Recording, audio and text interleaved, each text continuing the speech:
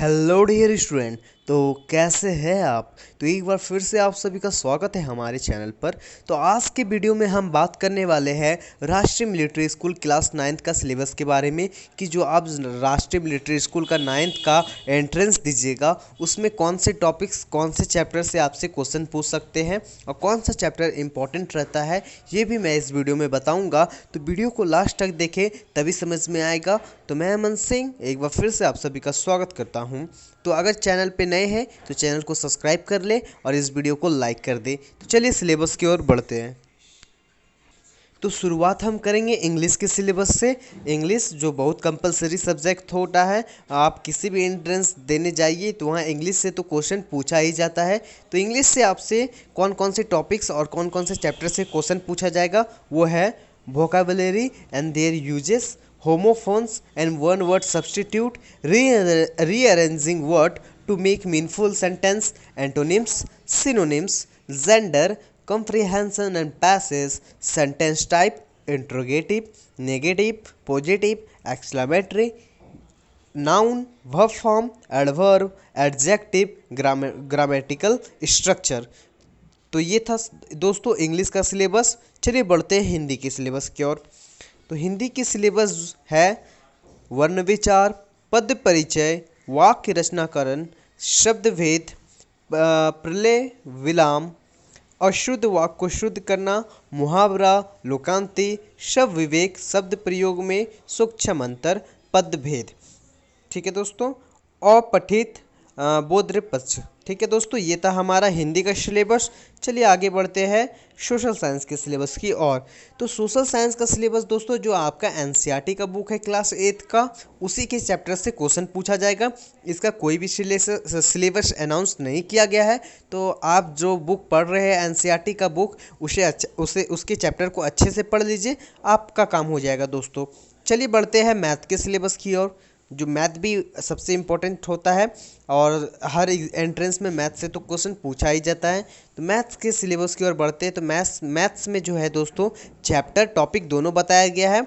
यहाँ कई बच्चे जो होते हैं वो कंफ्यूज कर जाते हैं। हम टॉपिक बताते हैं तो उन्हें लगता है वो चैप्टर है, वो चैप्टर ढूंढते हैं। नहीं दोस्तों, इसमें टॉपिक चैप्टर मिक्स है, मैं इस तरह बता रहा हूँ। ठीक है, चलिए बढ़ते हैं।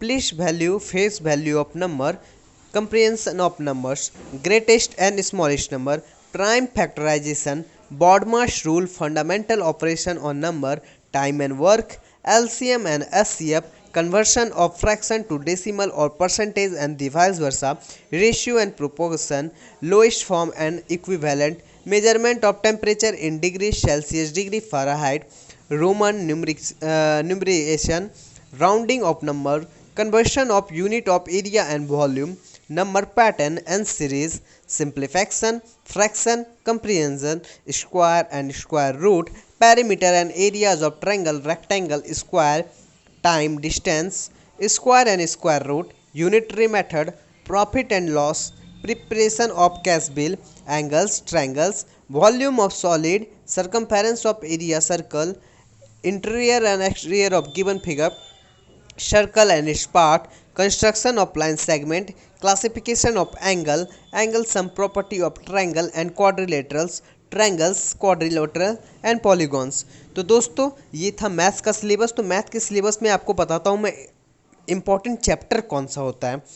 सर्कल बहुत ज़्यादा इम्पॉर्टेंट चैप्टर है, वॉल्यूम सॉलिड बहुत ज़्यादा इंपॉर्टेंट चैप्टर है, एंगल, ट्रायंगल, सर्कल ये भी बहुत अच्छा chapter, and profit and loss, time, distance including conversion, ये सब चैप्टर जो है दोस्तों बहुत इंपॉर्टेंट चैप्टर है। इससे हाईएस्ट मार्क्स क्वेश्चन पूछे जाते हैं और ज़्यादातर इन्हीं चैप्टरों से क्वेश्चन पूछे जाते हैं।